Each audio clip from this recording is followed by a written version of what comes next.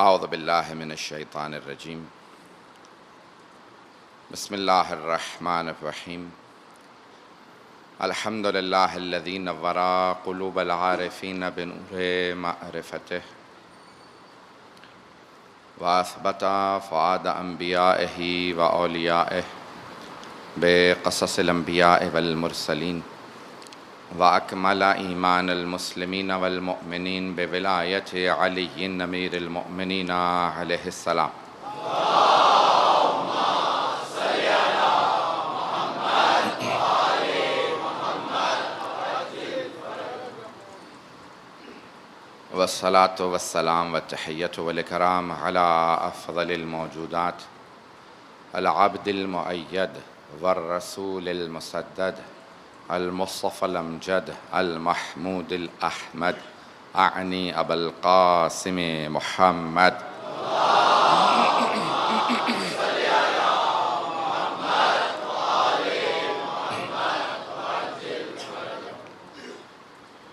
وعلى روحه ونفسه وسهره ووسيه سید الاتقیاء والاسفیاء مولا الموالی امام المتقین علی بن ابی طالب. اللہم صل علی محمد وآل محمد وعلی اوصیائہ لا سیما بقیۃ اللہ فی الارضین روحی وارواح العالمین لتراب مقدمہ الفدا واللعنة الدائمة على أعدائهم أجمعين من الآن إلى قيام يوم الدين. أما بعد فقد قال أبو عبد الله جعفر بن محمد الصادق عليه الصلاة والسلام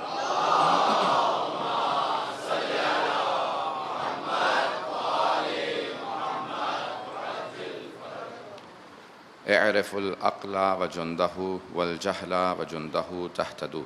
صلوات على محمد وعلى محمد.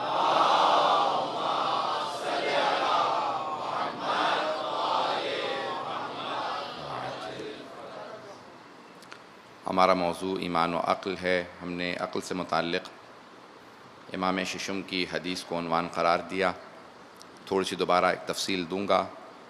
جو افراد پہلی مجلس میں جو چاند رات کی مجلس تھی اس میں نہیں آ سکے تو اس میں کچھ باریکیاں تھیں جو آج کچھ افراد نے درخواست کی کہ اس کو دوبارہ صرف پوری مجلس نہیں 2 منٹ کے آپ کو زحمت دوں گا بتا دوں تاکہ لوگ متصل رہیں اور موضوع سب کے لیے روشن و واضح رہے. سماع ابن مہران جو امام کے انصار میں اصحاب میں ہیں فرماتے ہیں کہ میں چھٹے امام کی بارگاہ میں تھا کہ عقل و جہل سے متعلق گفتگو ہونے لگی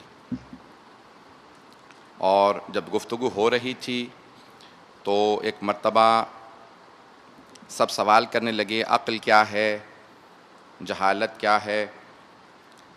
تو امام علیہ السلام نے فرمایا کہ عقل کو اور اس کی فوج کو پہچانو، جہالت کو اور اس کی فوج کو پہچانو، تہتدو ہدایت پا جاؤ گے. تو سماع ابن مہران کہتے ہیں کہ میں نے فوراً کہا کہ مولا ہم تو کچھ بھی نہیں جانتے سوائے اس کے کہ جو آپ ہمیں سکھا دیتے ہیں.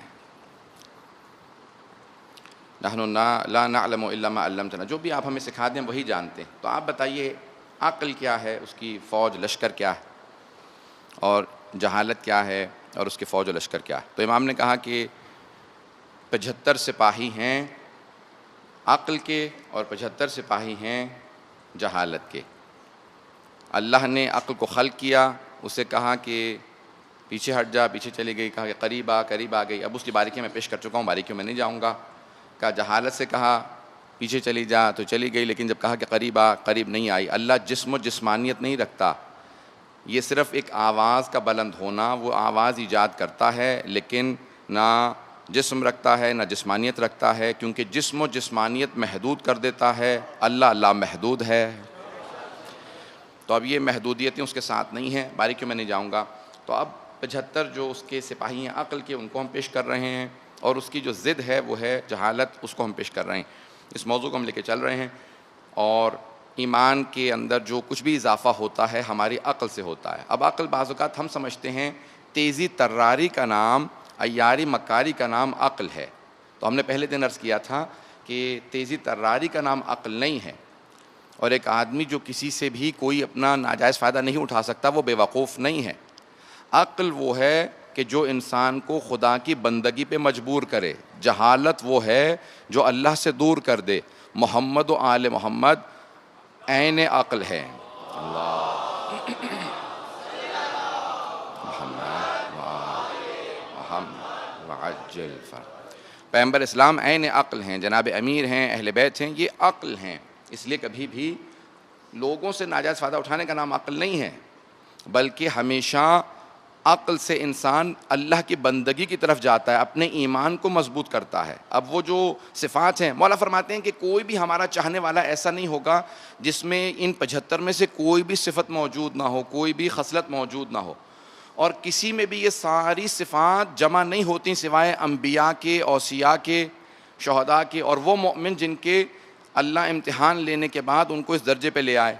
لیکن کبھی بھی کوئی مومن محنت کر کے، ترقی کر کے نبی یا امام نہیں بن سکتا۔ اتنی ہی صفات نہیں ہوتی نبی امام میں، اس سے بہت زیادہ ہوتی ہیں، لیکن کم از کم یہ صفات ساری موجود ہوتی ہیں۔ نبی اور امام انسان معصوم محنت سے بن نہیں سکتا۔ اللہ جنہیں چن لیتا ہے، جن کا مقام سوا ہوتا ہے، جن کے صدقے میں سب کچھ خلق ہوتا ہے، وہ اور ہیں، جو بنائے جاتے ہیں وہ اور ہیں۔ تو عزیزان گرامی، بات کو آگے بڑھاؤں گا ایمان و عقل کے عنوان سے۔ کل میں نے کچھ صفات پیش کی تھیں۔ ہم نے کہا تھا کہ عقل کے وزیر کا نام خیر ہے اور جہالت کے وزیر کا نام شر ہے، اور صفات آگے بڑھتی رہی ہیں۔ ایک اور بات یہاں پہ پیش کر دوں، ہمارا عقیدہ یہ ہے، اہل بیت کے ماننے والوں کا عقیدہ یہ ہے، یا جنہیں شیعہ بھی کہہ لیں، لیکن اہل بیت کے ماننے والے یعنی جو ان کی عصمت کے، امامت کے، ولایت کے قائل ہیں، ان کا عقیدہ یہ ہے۔ توجہ تو ہے میرے ساتھ؟ تو ہمارا عقیدہ یہ ہے کہ امام معصوم 14 جو ہم جن کو معصوم مانتے ہیں، رسول خدا، ان کی دختر، اور 12 امام، حضرت علی سے امام مہدی تک، یہ 12 امام، 14 جو کچھ کہتے ہیں اپنے پاس سے نہیں کہتے۔ کسی نے سوال کیا جب 5ویں امام سے کہ ابھی پابندیاں اٹھی ہیں حدیث بیان کرنے کے لیے، تو یہ آپ نے کیوں سند بیان نہیں کی؟ آپ پیغمبر کے زمانے میں موجود نہیں تھے، 57 ہجری میں آپ کی ولادت ہے، 11 ہجری میں پیغمبر اسلام کا وصال ہے، تو آپ سند کیوں بیان نہیں کرتے کہ آپ نے کس سے یہ حدیث سنی ہے؟ آپ نے پیغمبر کو مستقیما نہیں دیکھا، آپ نے حدیث کسے سنی؟ سند کہاں سے بیان کرتے ہیں؟ بنائیے، امام ممبر پہ تھے، حدیث پڑھ رہے تھے، کسی نے اعتراض کیا، امام نے جواب دیا، پیش کر رہا ہوں، دوبارہ پیش نہیں کروں گا۔ امام نے کہا آج سند بتا رہا ہوں، اس کے بعد کبھی نہیں بتاؤں گا، لیکن یاد رکھنا جو کچھ بیان کروں گا اسی سند سے بیان کروں گا۔ میں جو کچھ کہتا ہوں اپنے پاس سے نہیں کہتا، اپنے بابا زین العابدین سے بیان کرتا ہوں۔ میرے بابا جو کچھ کہتے تھے اپنے پاس سے نہیں، حسین ابن علی اپنے بابا میرے دادا حسین سے بیان فرماتے تھے، اور حسین ابن علی نے جو کچھ کہا ہے یا اپنے بھائی حسن سے کہا ہے یا اپنے بابا علی مرتضیٰ سے، علی مرتضیٰ جو کچھ بیان کرتے تھے رسول اسلام سے، اور رسول خدا تب تک بولتے نہیں تھے جب تک کہ وحی نازل نہ ہو جائے۔ وما ينطق عن الهوى ان هو الا وحی یوحى، سورہ نجم کی آیات ہیں کہ پیغمبر اسلام بغیر وحی الہی کے کلام نہیں کرتے تھے، کہ جو کچھ ہم کہہ رہے ہیں پیغمبر سے، پیغمبر وحی الہی سے، تو جو کچھ بیان کر رہے ہیں اسے عصمت کا درجہ سمجھنا، ہم بغیر اذن پروردگار کے بولتے نہیں ہیں۔ اس لیے اس حدیث کو ہم مشعل راہ سمجھتے ہیں۔ چھٹے امام نے جو کچھ بیان کیا ہے پیغمبر اسلام سے بیان کیا ہے، اس لیے ہم جب اپنے آپ کو جعفری کہتے ہیں تو اس کا مطلب یہ نہیں ہے کہ امام صادق علیہ السلام ہی کو مانتے ہیں، بلکہ فقہ جعفری ہی فقہ محمدی بھی ہے، وہی فقہ علوی بھی ہے، وہی فقہ فاطمی ہے، وہی فقہ حسنی ہے، وہی فقہ حسینی ہے، وہی فقہ مہدوی بھی ہے۔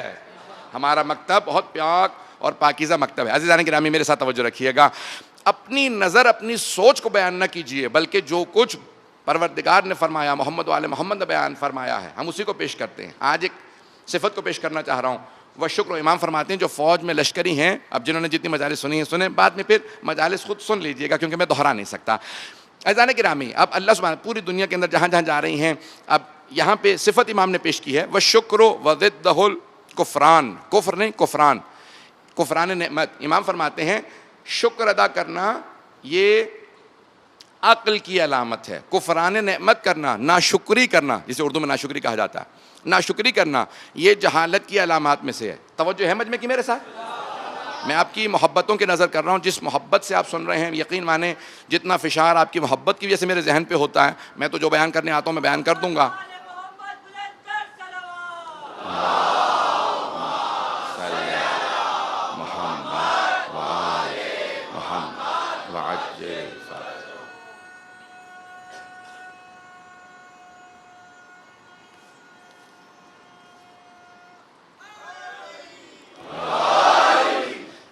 ایک فشار ہوتا ہے ذہن پہ کہ جتنے لوگ عقیدت سے محبت سے آ رہے ہیں، آپ تمام افراد کی ذمہ داری میری گردن پہ ہوتی ہے کہ میں جو بیان کروں معصوم کے فرمان کو ذمہ داری سے پیش کروں۔ کل بھی جو میں نے مصائب پڑھے تھے حدیث کربلا علامہ طالب جوہری صاحب کے مقتل سے پیش کیے تھے، وہاں الفاظ موجود ہیں، تو آپ حضرات کے لیے پیش کر رہا ہوں۔ کوشش کر کے آتے ہیں تاکہ آپ حضرات کی اتنا خدمت کر سکیں۔ دراصل یہ مجلس ہوتی ہی عزاداروں کی وجہ سے ہے، اور آپ شکر ادا کریں، موضوع بھی شکر ہے۔ پہلے شکر کے درجات سے پیش کر رہا ہوں اور آپ حضرات اس سے متصل ہو جائیں گے۔ اللہ سبحانہ و تعالیٰ کہتا ہے لَإِن شَكَرْتُمْ لَأَزِيدَنَّكُمْ وَلَإِن كَفَرْتُمْ إِنَّ عَذَابِي لَشَدِيدٌ۔ اگر شکر ادا کرو گے تو ہم اور زیادہ عطا کریں گے، لیکن اگر کفران نعمت کرو گے، ناشکری کرو گے تو ہم کم کر دیں گے۔ عزیزان گرامی، معصوم فرماتے ہیں، رسول اسلام فرماتے ہیں، حبیب خدا محمد مصطفیٰ صلی اللہ علیہ وسلم فرماتے ہیں،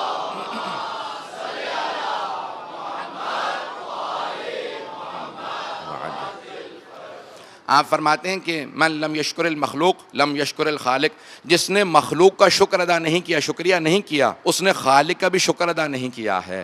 تو آپ سب سے پہلے خالق کا شکر ادا کریں کہ اس نے توفیق دی ہے کہ آپ یہاں آ سکیں۔ اس کے بعد امام معصوم کا شکر ادا کریں کہ انہوں نے اپنی ولایت پہ آپ کو باقی رکھا ہے، اور پھر تیسرے مرحلے میں اپنے ماں باپ کا شکر ادا کریں کہ انہوں نے ان مجلسوں کی عادت ڈالی ہے۔ کوئی نہ کوئی آپ کے ماں باپ کی خوبی ہے، چاہے وہ خود نہ آتے ہوں، ان کی کوئی نہ کوئی خوبی ہے جس وجہ سے آج آپ اس فرش عزا پہ بیٹھے ہیں۔ تو شکر ادا کرنا، لَأَزِيدَنَّكُمْ، اللہ کہتا ہے میں نعمتوں کو بڑھا دوں گا۔ جو کچھ ملتا ہے محنت سے نہیں ملتا، شکر سے ملتا ہے۔ پتہ نہیں توجہ ہے یا نہیں ہے؟ مجھے نوجوانوں تک بات کو پہنچانا ہے، جس تعداد میں جہاں دور تک، میں تو سب کو نہیں دیکھ پاتا، مجمع بہت زیادہ ہوتا ہے، نوجوان مجھے بتایا جاتا ہے کہ سب سے زیادہ آتے ہیں۔ میں آپ سے دوبارہ دہرا دینا چاہتا ہوں، محنت سے کچھ حاصل نہیں ہوتا، شکر سے حاصل ہوتا ہے۔ محنت کیجئے، ضرور کیجئے، محنت کے بغیر بھی کچھ نہیں ہے۔ یہ بھی نہیں ہے کہ انسان کہے کہ نہیں، سستی کا نام شکر نہیں ہے۔ محنت کریں، لیکن کبھی یہ ناز نہ کریں مجھے جو کچھ ملا محنت سے ملا ہے، نہیں، اللہ سبحانہ و تعالیٰ کے شکر ادا کرنے سے اللہ اضافہ کرتا۔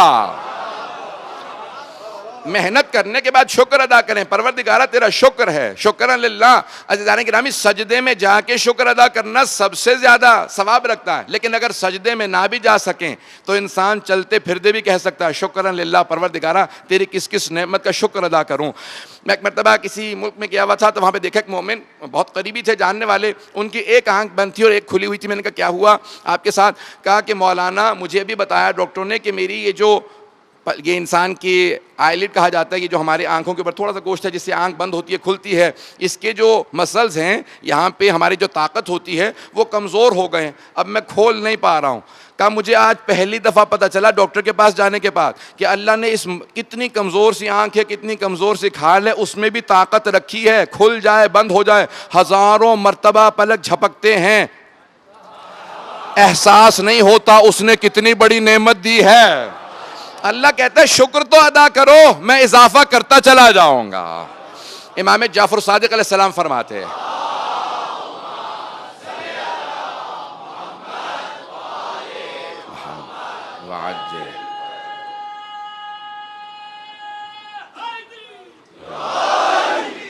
یہ محبت ہے کہ آپ، میں تبلیغی بات بھی کر رہا ہوں لیکن آپ محبت سے سن رہے ہیں۔ جناب سیدہ کا سایہ آپ کے سر پہ قائم و دائم رہے۔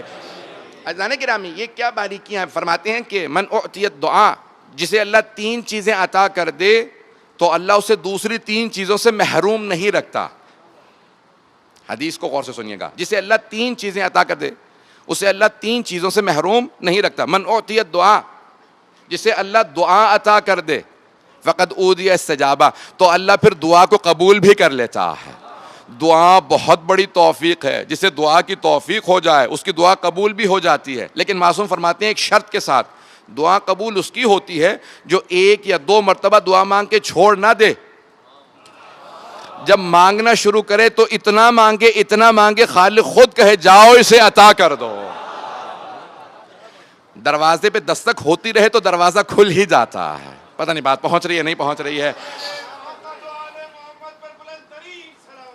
اللہم صلی علی محمد وآل محمد وعجل۔ تو معصوم فرماتے ہیں کہ جسے بھی اللہ دعا کی توفیق دے دے اسے استجابت مل جاتی ہے۔ ومن اعطی شکر، جسے اللہ شکر کی توفیق دے دے، فقط اوتیہ زیادہ، تو پھر اللہ اسے مزید نعمتیں عطا کرتا جاتا ہے۔ قرآن کی آیت ہے نا جو بھی شکر ادا کرے گا اسے مزید اللہ عطا کرے گا. شکر کرتے رہیں, پروردگارہ تو نے یہ نعمت دی ہے, اسی نعمت میں اضافہ ہو جائے گا. کئی مرتبہ مومنین آتے ہیں دنیا میں, ہر جگہ پہ ایک سوال مسلسل ہوتا ہے, مولانا اللہ نے بہت کچھ دیا ہے لیکن ایک پریشانی, ایک دھچکا سا لگا رہتا ہے کہیں چھن نہ جائے. پتہ نہیں توجہ ہے یا نہیں. اتنی اللہ نے نعمتیں دی ہیں, سب کچھ ہے, عزت ہے, دولت ہے, مال ہے, اولاد ہے, گھر, سب کچھ ہے, لیکن بعض کا ایک اندر سے کوف سی ہوتی ہے, پریشانی کہیں چھن نہ جائے. تو میں نے کہا ہمیشہ یاد رکھیں جب نعمتیں آ رہی ہیں اس طرف سے تو اس طرف سے شکر جاتے رہنا چاہیے. کبھی نعمت نہیں چھنتی, اللہ کہتا ہے تم شکر ادا کرتے رہو, میں نعمتیں بڑھاتا رہوں گا. نعمتوں کا شکر ادا کرنا سب سے بڑی نعمت ہے, شکر ادا کرتے رہیں. اور مولا فرماتے ہیں ومن اوتی توکل, جسے بھی توکل نصیب ہو جائے تو فہو حسبو, تو اس کا اللہ سبحانہ و تعالیٰ اسی کے لیے کافی ہوتا ہے. اللہ اسے اپنی مخلوقات کا, بندوں کا, گنہگار بندوں کا محتاج نہیں بناتا, گنہگار بندوں کا محتاج نہیں بناتا. عزیزان گرامی, کئی مرتبہ لوگ سوال کر لیتے ہیں کہ اللہ کسی کے لیے کافی ہو, کیا مراد, یعنی اہل بیت کی طرف رجوع نہ کیا جائے؟ نہیں, الہی نظام کا تسلسل یہی ہے کہ محمد و آل محمد واسطہ ہوں. وہ توحید ہی نہیں سمجھا جو ان کے بغیر خدا تک جانا چاہتا ہے. اللہ نے عالم کو عالم اسباب بنایا ہے, آپ کو پالا ہی نہیں بغیر ماں باپ کے.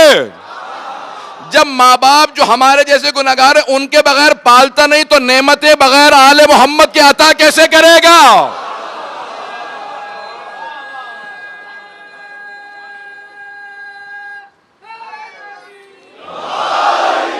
اگر بات پہنچ رہی ہو, یہ عالم اسباب ہے. کبھی یہ نہ سوچا کریں کہ اللہ کافی ہوگا, اس کا مطلب ہے محمد و آل محمد کی ضرورت نہیں ہے. جو یہ سمجھا ہی نہیں وہ توحید ہی نہیں سمجھا ہے.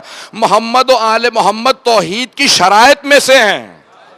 آپ گھبرا کے سنا آپ نے, جس طرح سے داد ملنی چاہیے تھی نہیں ملی, اس کا میں سمجھ جاتا ہوں کہ میری بات نہیں پہنچی ہے. 8ویں امام کی حدیث ہے, ذہنوں میں آ جائے کہ صرف اشارہ کروں گا, آگے بڑھ جاؤں گا.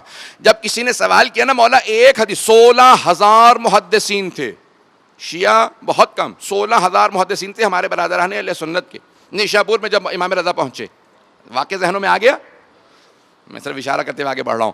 امام جب پہنچے 16,000 محدثین نے کہا یا ابن رسول اللہ, فرزند رسول, صرف ایک حدیث اپنے جد رسول خدا سے بیان کر دیں. یہ تمام مجمع آپ کو دیکھنے کے لیے آیا. امام نے ایک مرتبہ اپنی الماری کا پردہ ہٹایا, جیسے ہی رخ رونق باہر نکالا تو روایت کے الفاظ ہیں, مسند احمد بن حنبل, اہل سنت کی اس تمام کتابوں میں اکثر امام احمد بن حنبل نے لکھا کہ لوگ دیکھ رہے تھے اور گریہ کر رہے تھے, کہ ہم تصور نہیں کر سکتے محدثین بیٹھے ہیں لیکن ان کا چہرہ بتا رہا ہے آل محمد اور ہیں, امت اور ہے. ایک مرتبہ چہرے کو دیکھ,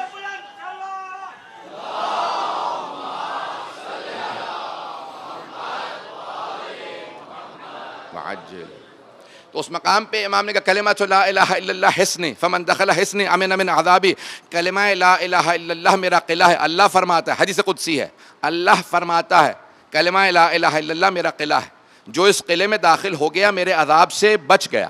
امام نے جملہ کہا, اور وہ جو محدثین آپ کی اونٹنی کی مہار کو پکڑے ہوئے تھے, کہا میری اونٹنی کو آگے بڑھا دو مشہد کے لیے, خراسان کے لیے. جب چلنے لگے تو 16,000 قلم چل رہے تھے, عام افراد کے نہیں, محدثین کے. سارے قلم رک گئے, کہ صرف لا الہ الا اللہ کا جنت میں چلے جائیں. ایک مرتبہ امام نے کہا ذرا اونٹنی کو روکو, حدیث کو مکمل کر دوں. مولا یہ آپ پہلے ہی کہہ دیتے, کہا نہیں, لمحہ فکریہ دیا ہے, سوچنے کے لیے انسان کو دعوت دی. ذرا سوچو تو صحیح, صرف لا الہ الا اللہ کو جنت میں چلے جاؤ گے؟ وہ جو کہتے ہیں اللہ کافی ہے جنت میں چلے جائیں گے. امام نے سوچنے پہ مجبور کیا. جب سب نے سوچا, امام نے دوبارہ الماری کا پردہ ہٹایا, کہا بشروطہا, اس لا الہ الا اللہ کی کچھ شرائط ہیں, وَأَنَا مِن شُرُوطِهَا, ان شرائط میں سے ایک شرط, میں علی ابن موسیٰ رضا ہوں.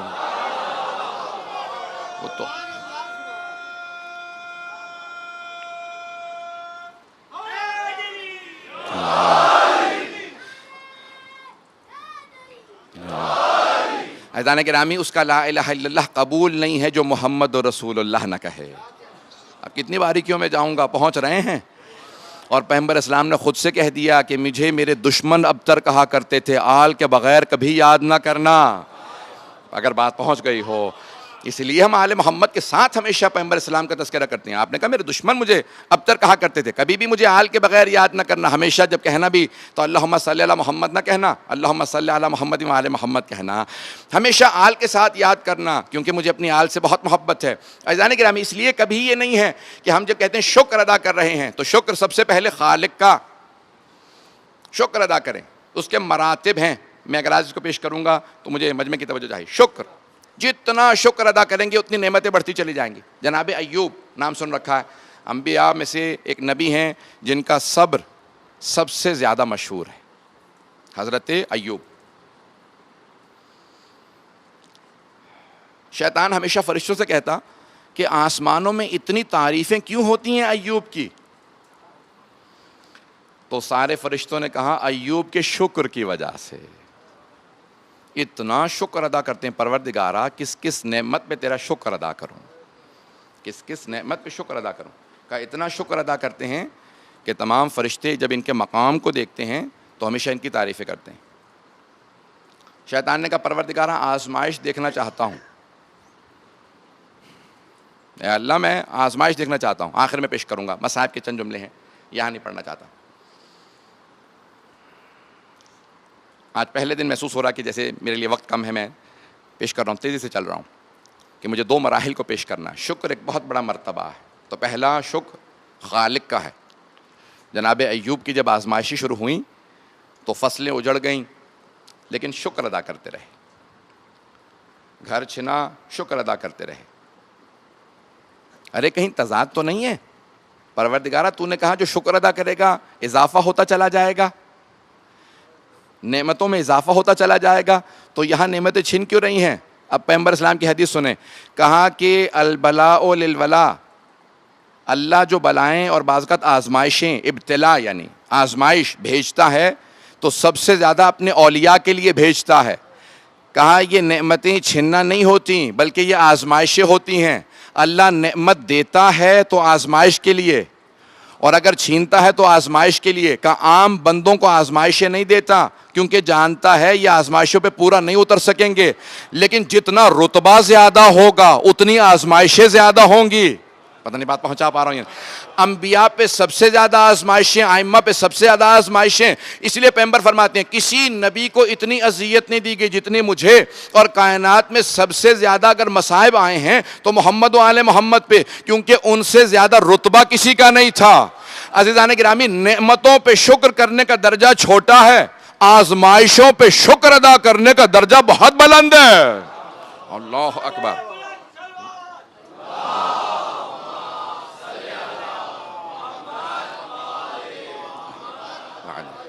نہیں, یہ آخری جملہ میں پہنچا نہیں پایا, مجھے سارے مجمع کی توجہ چاہیے. جانے کہ نعمتوں پہ شکر ادا کرنا آسان ہوتا ہے یا نہیں ہوتا؟ دولت آ جائے سب کہتے ہیں شکر للہ, لیکن اگر دولت چلی جائے تو بہت مشکل ہو جاتا ہے کہ اس کا شکر ادا کیا جائے. جناب اسماعیل علیہ السلام نبی ہیں. جب جناب ابراہیم نے کہا انی ارا فی المنام انی اذبحک, میں خواب میں دیکھ رہا ہوں کہ آپ کو ذبح کر رہا ہوں. فانظر ماذا ترى, بیٹا آپ کی رائے کیا ہے؟ کہا افعل ما تؤمر ستجدنی انشاءاللہ من الصابرین.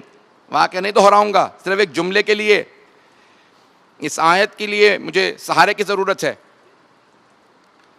کہا بابا جان جو اللہ نے آپ کو حکم دیا کر گزریں, آپ مجھے صبر کرنے والوں میں پائیں گے. مصائب پہ جو صبر کرے وہ جناب اسماعیل ہیں, اور جو مصائب پہ شکر ادا کریں وہ آل محمد ہے. جناب سید الشہداء سرب سجود ہیں. جناب قاسم جب سنتے ہیں تو کہتے ہیں پروردگارہ تیرا شکر ہے تو نے مجھے اس لائق بنایا ہے کہ میں اپنے چچا حسین پہ قربان ہو جاؤں. عزیزان گرامی, شکر کا درجہ بہت بلند رتبہ ہے. اپنی زندگی کے اندر شکر کی عادت ڈال لیں, کبھی ایسا نہ ہو. اب آئیں ایک اور پہلو کو پیش کر رہا ہوں شکر سے متعلق. کئی مرتبہ شکر للہ کہنا ضروری نہیں ہوتا, وہ جو نعمت ملی ہے اس کا صحیح استعمال کرنا ہی اس کا شکر ہے. نہیں پہنچا سکا. کسی کے پاس بولنے کی قدرت ہے, طاقت ہے, اس کا غلط استعمال کفران نعمت ہے, ناشکری ہے. اگر اسی بولنے کی قدرت کا کوئی صحیح استعمال کرے تو یہ شکران نعمت ہے. کسی کے پاس دولت ہے وہ تکبر کے لیے استعمال کرتا ہے، یہی کفران نعمت ہے. اور اگر کوئی غریبوں کی مدد کرتا ہے، خیرات بھی دیتا ہے، خمس و زکوٰۃ بھی دیتا ہے، تو یہی شکران نعمت ہے. عزیزان گرامی، نعمتوں کا صحیح استعمال، کوئی بہت طاقتور ہے، اگر اپنی طاقت کا غلط استعمال کرے، لوگوں پہ روب بٹھائے، تو اس نے اپنی طاقت کا غلط استعمال کیا، یہ کفران نعمت ہے. لیکن اگر اسی طاقت سے عبادت کرنے لگے، لوگوں کے کام آنے لگے، تو یہ شکر نعمت ہے. اب اس کی طاقت ختم نہیں ہوگی. میں جملہ پیش کرنا چاہ رہا ہوں، فضائل کے 2 جملے سن لیجئے. جناب امیر سے جناب عبداللہ ابن عباس نے کہا کہ یا امیر المؤمنین، اب مجھے آپ سے خوف آنے لگا ہے. اتنی خشک روٹی، اور وہ بھی ایک ٹکڑا کھاتے ہیں. کبھی گوشت بہت آپ 40 دن میں 1-2 مرتبہ کھا لیتے ہیں. اتنے کمزور ہو چکے، میں آپ کی ٹانگوں کو دیکھتا ہوں کہ بہت زیادہ لاغر ہو گئی ہیں، کہ آپ بہت زیادہ دبلے ہو گئے ہیں، آپ کی ٹانگیں بھی کمزور نظر آنے لگی ہیں، کہیں چلتے چلتے گر نہ جائیں. کہا کہ یبن عباس، اگر آج بھی ابو طالب کے اوپر سارا عرب مل کے حملہ کر دے، میں اس حالت میں اکیلا سب پہ غالب ہوں.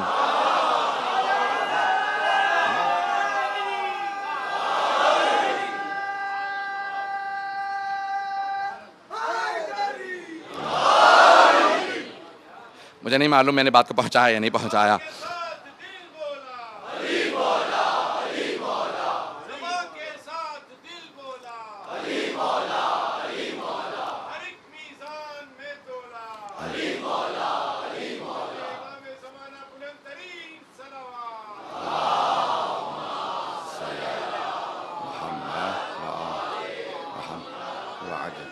توجہ ہے عزیزان گرامی.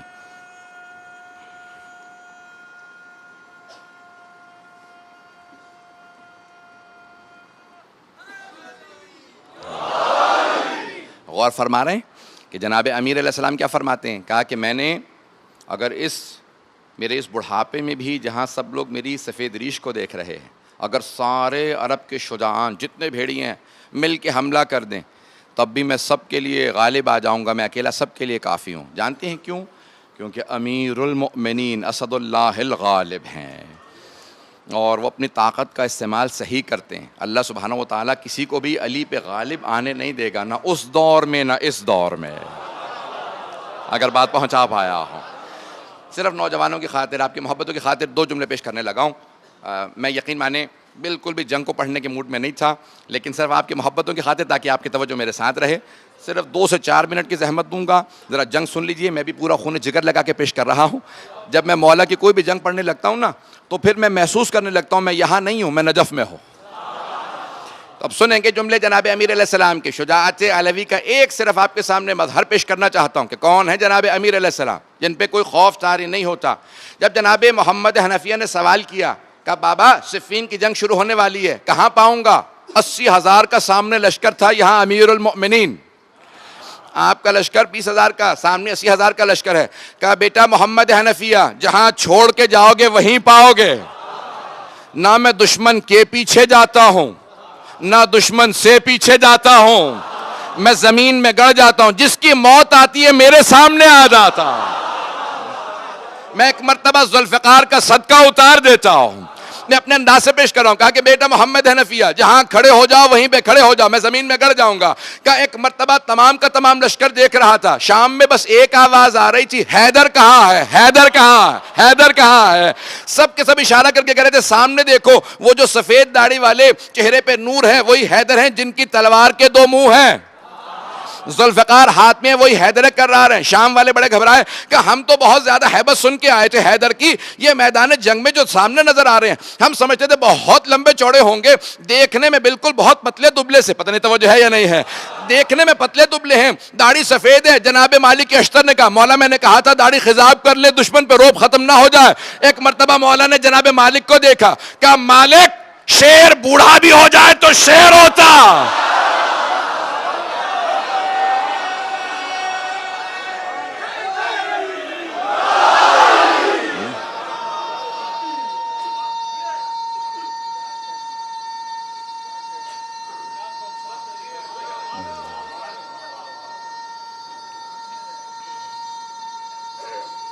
ماشاءاللہ.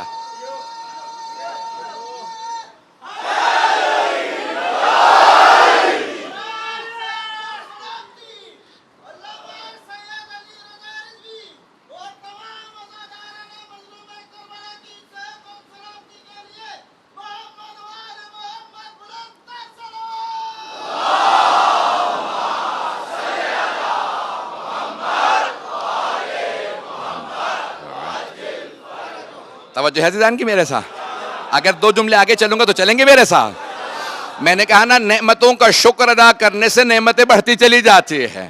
امیر المؤمنین سے بڑا کوئی کائنات میں شاکر نہیں ہوگا. حبیب خدا محمد مصطفیٰ نے فرمایا میرا بھائی علی بے انتہا دلیر ہے، شاکر ہے، عبادت گزار. جب ایک مرتبہ میدان میں آیا کہ مالک ذرا ایک مرتبہ میدان میں اتر لینے دو، پھر تمہیں اندازہ ہوگا شیر بوڑھا بھی ہو جائے تو شیر ہوتا ہے، کبھی بھی شیر گھاس نہیں کھاتا.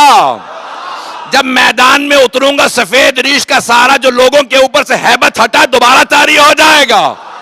شام سے آنے والے ایک سوال کر رہے تھے عزیزان گرامی، کچھ نے کہا نہروان میں ہے، کچھ نے کہا صفین میں. اب میں پورا خون جگر لگا رہا ہوں، زور نہیں لگانا چاہ رہا تھا لیکن اب پیش کر رہا ہوں. کہا ایک مرتبہ اترنے دو. وہ علی جو پوری زندگی زمین پہ کھڑے ہو کے لڑے تھے، کہا ذرا ایک مرتبہ سواری لا دو، بتانا چاہتا ہوں بوڑھا نہیں ہوا. بدر و احد سے لے کے حنین تک جنگے کی جوان تھا. آج اتنی مدتوں بعد لڑنے آیا ہوں، کوئی یہ نہ سمجھے کہ ہاتھ کمزور ہو گیا ہوگا. یہ وہی ہاتھ ہے جو بدر میں تھا، یہ وہی تلوار ہے جو احد میں چلی تھی.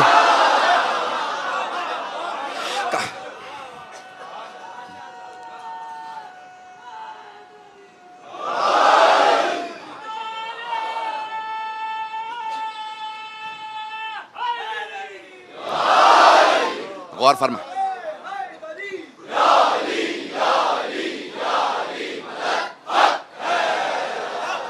توجہ ہے زیدان گرامی؟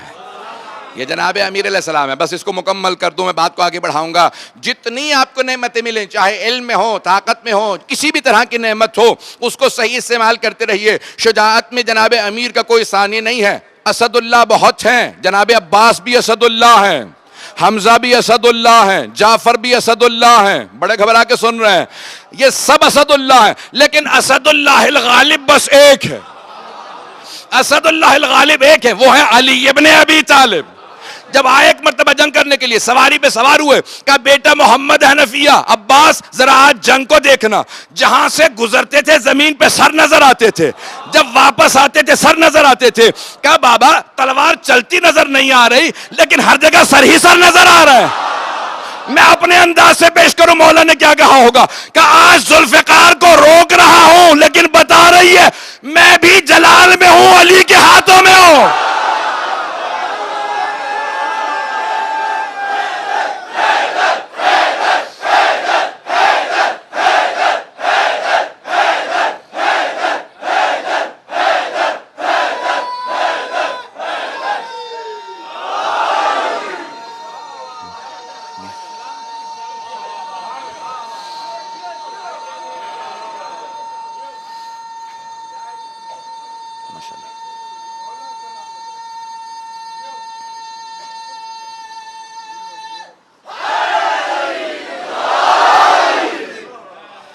توجہ ہے میرے ساتھ مہربانی؟ یقین مان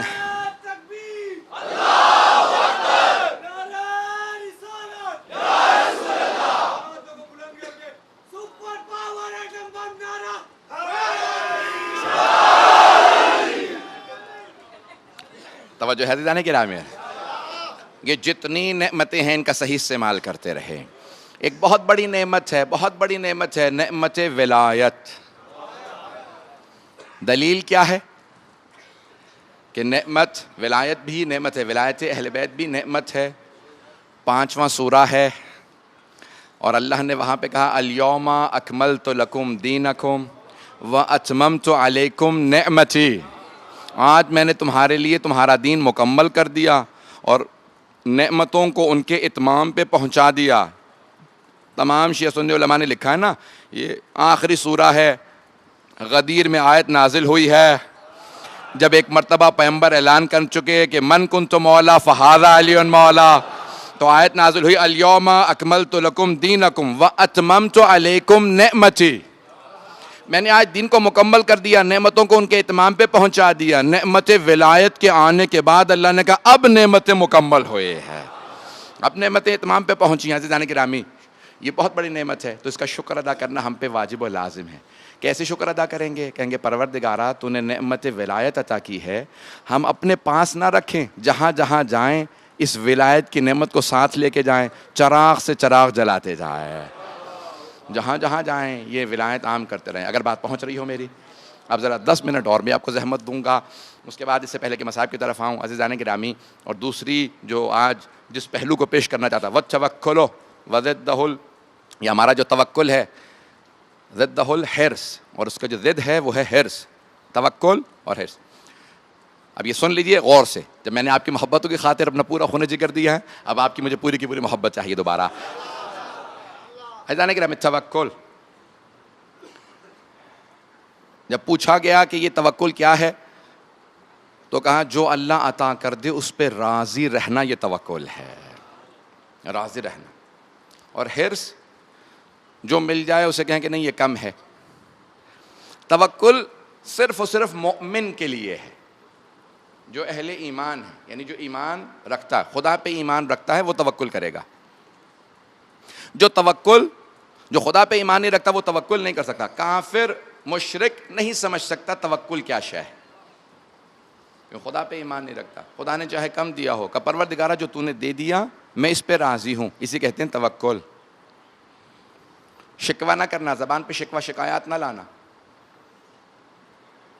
اللہ نے مجھے تو عطا نہیں کیا، مجھے تو کچھ دیا ہی نہیں ہے. نہ حرص نہ کریں. جو کچھ ملتا چلا جائے اس پہ کہیں پروردگارہ شکر بھی کرتے ہیں اور راضی بھی ہیں، توکل کرتے ہیں. میں نے کہا سخت 2-4 باتیں کہوں گا اس سے پہلے کہ میں صاحب کی طرف آؤں. جناب امیر علیہ السلام نے یہ جو قرآن کی آیات ہے نا، ان اللہ یحب المتوکلین، جو توکل کرنے والے ہیں اللہ ان سے بہت محبت کرتا ہے. توکل کے اندر جناب ابو ذر کا بہت بڑا نام ہے. صحابی رسول حضرت ابو ذر غفاری رضی اللہ عنہ. سب تک آواز آ رہی ہے میری؟ بہت بڑا نام ہے صحابی رسول حضرت ابو ذر کا، حضرت ابو ذر غفاری. توکل.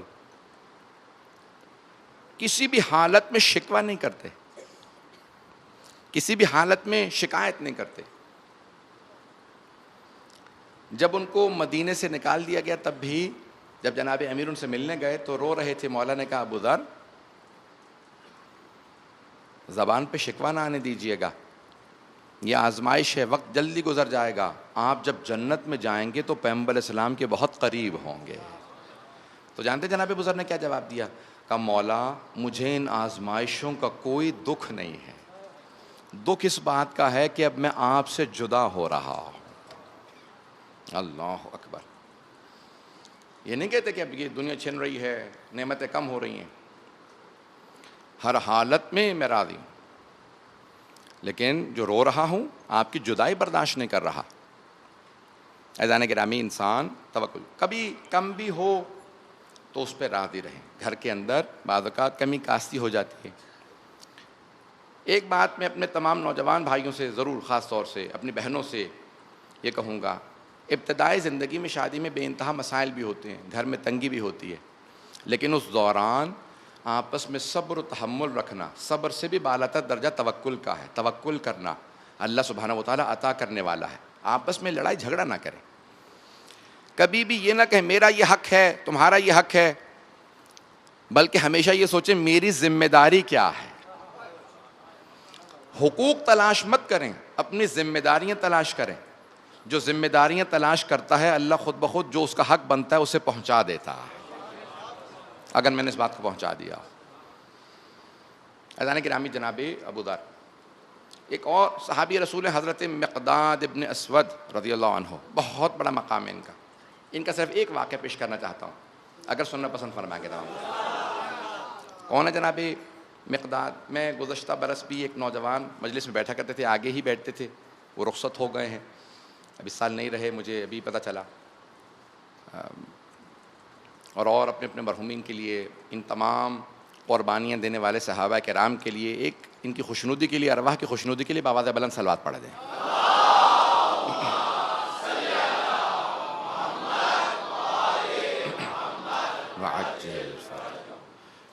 حضرت مقداد ابن اسود، ان کا تذکرہ بہت کم ہوتا ہے. مدینے کے رہنے والے تھے، حبیب خدا کے عاشق تھے. پیغمبر اسلام کے بعد ایک دن جناب امیر نے ان کو دوپہر میں دیکھا کہ باہر مدینے کی گلیوں میں پھر رہے ہیں. تو جناب امیر نے فوراً سوال کیا، مقداد مدینے کی اس دوپہر کی گرمی میں گھر میں کیوں نہیں ہیں؟ دوپہر میں تو سب آرام کرتے ہیں، گرمی بہت زیادہ ہے۔ کہا مولا بچوں کا فاقہ برداشت نہیں ہو رہا تھا تو میں گھر سے باہر آ گیا۔ تو مولا نے کہا مقداد یہ روٹیاں ہیں، یہ کھانا ہے، یہ گھر لے جاؤ، بچوں کو کھلا دینا۔ تو جناب مقداد نے پلٹ کے فوراً کہا کہ مولا میں جانتا ہوں بنت رسالت بھی فاقے سے ہے، حسن و حسین علیہ السلام بھی فاقے سے ہیں، یہ آپ گھر لے جائیں کھانا۔ کہا کہ مقداد میں فاطمہ حسن و حسین ایک فاقہ اور کر لیں گے لیکن آپ کا فاقہ ہم سے برداشت نہیں ہوگا، یہ کھانا آپ لے جائیں۔ دیکھیں جناب امیر نے کیا سوال کیا جناب مقداد سے، اس گرمی میں باہر کیوں ہیں؟ لیکن کسی نے جناب امیر سے پوچھا مولا آپ بھی تو باہر ہیں۔ شکر و توکل اہل بیت علیہ السلام سے کوئی مقابلہ نہیں کر سکتا۔ اب گھر آئے، میں مصائب پہ نہیں آیا، سنیں گے۔ گھر آئے جناب امیر علیہ السلام، کیا کہا جناب مقداد نے؟ ان کی زوجہ نے بتایا تھا جناب سیدہ امام حسن حسین وہ بھی فاقے سے ہیں۔ جب گھر پہنچے نا تو آ کے جناب امیر علیہ السلام نے جناب سیدہ کو دیکھا، جناب سیدہ دیکھ رہی ہیں کہ کچھ کھانے کو کچھ لے کے آئے ہوں گے، سارا دن امیر المومنین نے مزدوری کی باغ میں۔ کہا کہ یا ابا الحسن گھر میں کیا لے کے آئے ہیں؟ تو مولا نے سر جھکا لیا، کہ سیدہ لایا تو تھا لیکن مقداد کا فاقہ دیکھنے کے بعد اس کو دے آیا، میری لاکھوں روح قربان و محمد وعلی محمد پہ۔ اگر جناب امیر ایسے تھے نا تو پھر جناب سیدہ بھی کم نہیں تھے۔ بی بی نے یہ نہیں کہا کہ ہمارے بچے فاقے سے ہیں، میں بھی فاقے سے ہوں۔ کہا کہ اے ابا الحسن اگر آپ وہ روٹیاں گھر لے آتے تو مجھے اتنی خوشی نہ ہوتی جتنی اب ہو رہی ہے کہ آپ مقداد کو سب کچھ دے آئے۔ اللہ اکبر، کیا مقام ہے جناب سیدہ سلام علیہ کا، ایک لفظ شکوے کا نہیں آتا۔ کہا کہ ابا الحسن اگر آپ وہ کھانا گھر لے آتے تو خوشی نہ ہوتی، یہ توکل ہے۔ کہا نہیں، خدا پہنچانے والا ہے۔ اب سمجھ میں آتا ہے اہل بیت کے لیے دسترخوان کیوں نازل ہوتے تھے جنت سے، ان کا توکل پر خدا ایسا۔ عزیزان گرامی، ایک مصائب میں بہت کم پڑھا کرتا ہوں، کل سے تو اہل بیت کی شہادتوں کے مصائب شروع ہو جائیں گے، لیکن آج میں مصائب حضرت حمزہ سے متعلق چند جملے پیش کرنا چاہتا ہوں۔ کسی کی بہت سے متعدد مومنین نے درخواست کی، فرمائش کی۔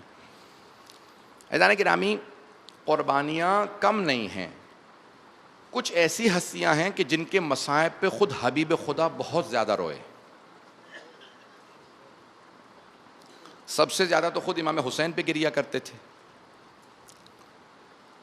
لیکن کچھ ایسی ہستیاں، چوتھے امام فرماتے ہیں کہ رسول خدا کی زندگی میں سب سے سخت دن جناب جعفر طیار کی شہادت کا تھا، کیونکہ بھائی کے دونوں بازو قلم ہو گئے تھے۔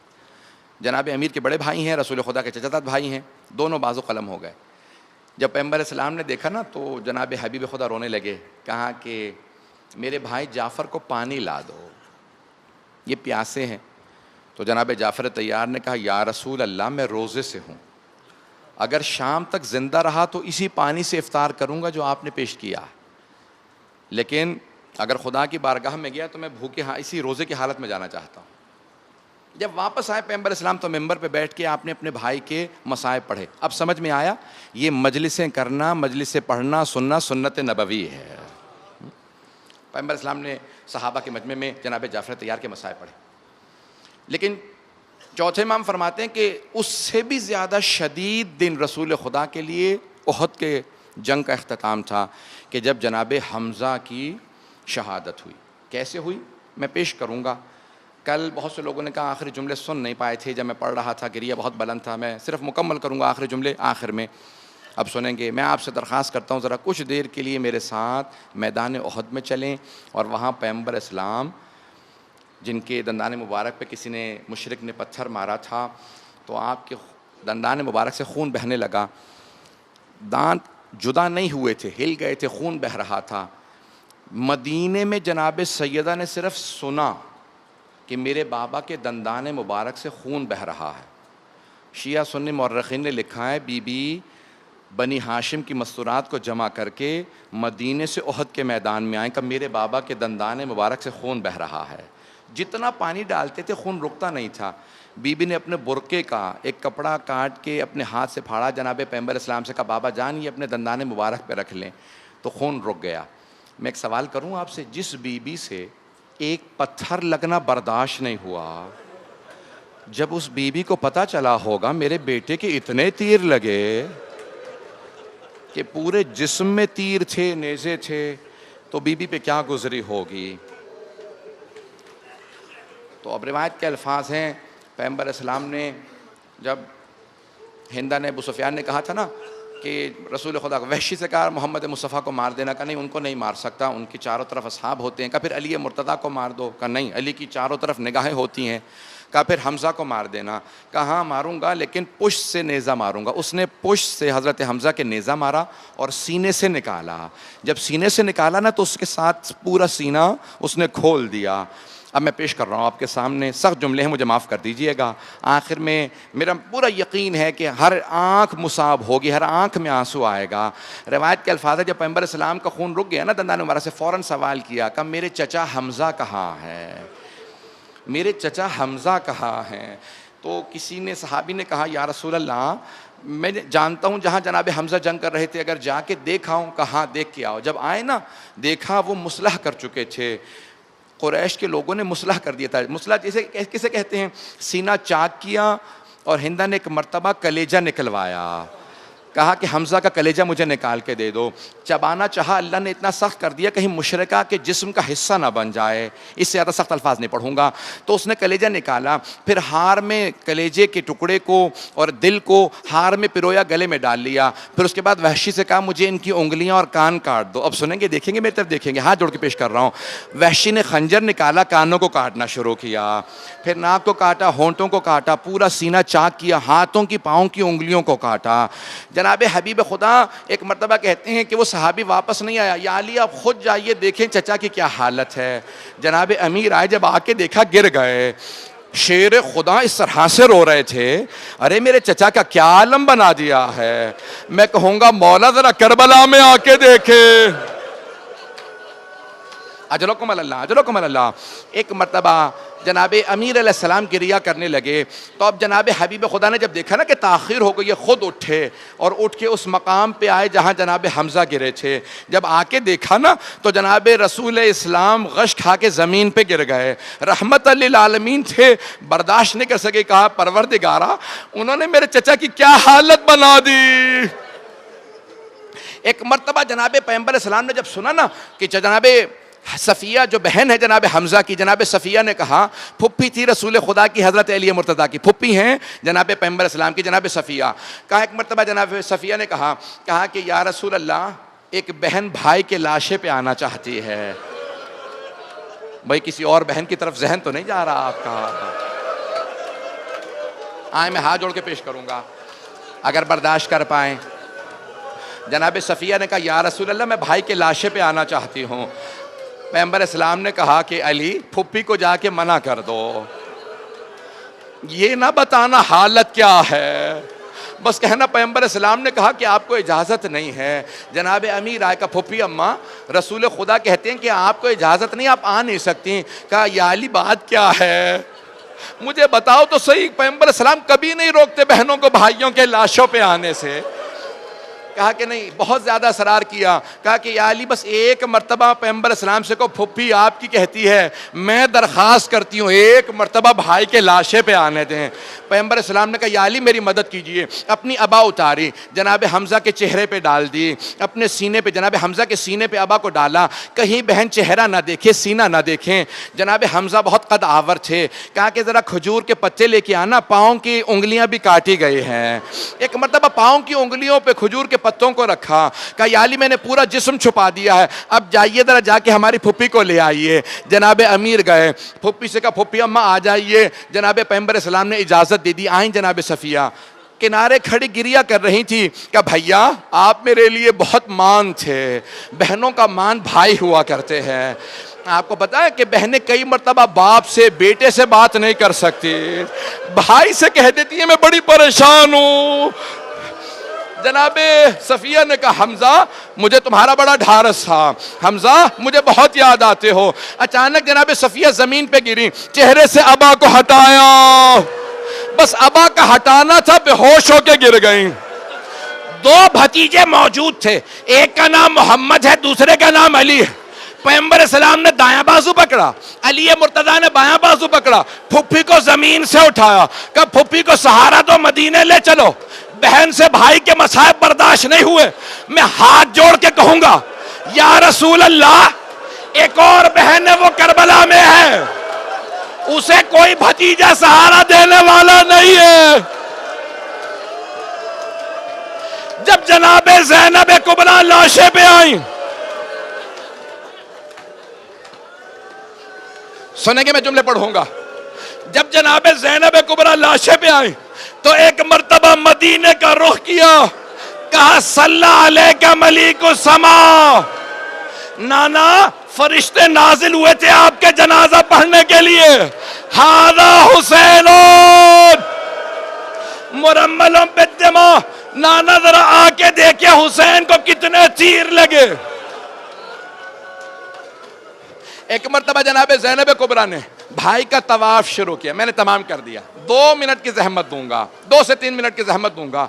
امام سجاد کہتے ہیں میری پھپھی نے میرے بابا کے لاشے کا طواف شروع کیا، طواف کرتی جاتی تھی، روتی جاتی تھی، پھر ایک مرتبہ کہا اماں آپ نے وصیت کی تھی زینب میری طرف سے آخری مرتبہ جب حسین سے وداع کرنا تو گلے کا بوسہ دے دینا۔ اماں جگہ نہیں گلے پہ بوسہ دینے کی۔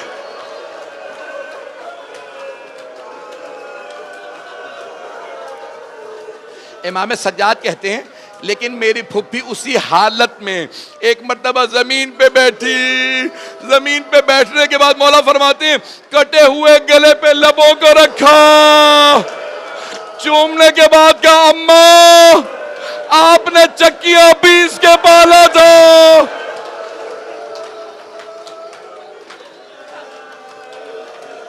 اجرکم اللہ، اجرکم اللہ، میں نے مکمل کر دیا، لیکن آج امام زمانہ کی وہ زیارت کے ناحیہ کے جملے مکمل کر دو۔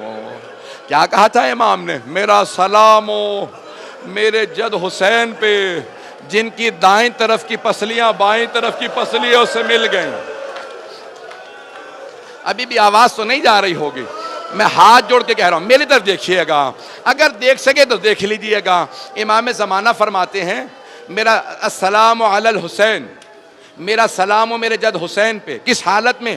وَالشِّمْرُ جَالِسٌ عَلَى صَدْرِ آخذٌ بِلِحْيَتِهِ، میرا سلام ہو اس حالت میں جب شمر سینے پہ سوار تھا، داڑھی کو پکڑ رکھا تھا، خنجر ہاتھ میں تھا، میری پھپھی کھڑی دیکھ رہی تھی۔